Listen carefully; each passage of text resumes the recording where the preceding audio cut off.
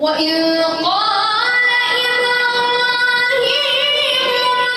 رب اجعل هذا بلدا آمنا وارزق أهله من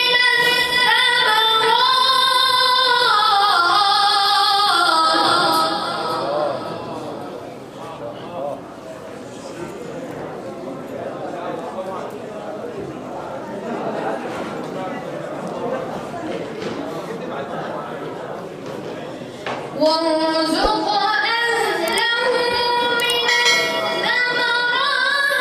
من آمن منهم بالله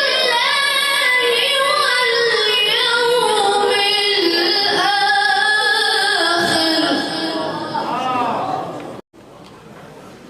وإذ قال إبراهيم رب اجعل هذا بلدا آمنا وارزق أهله من الثمرات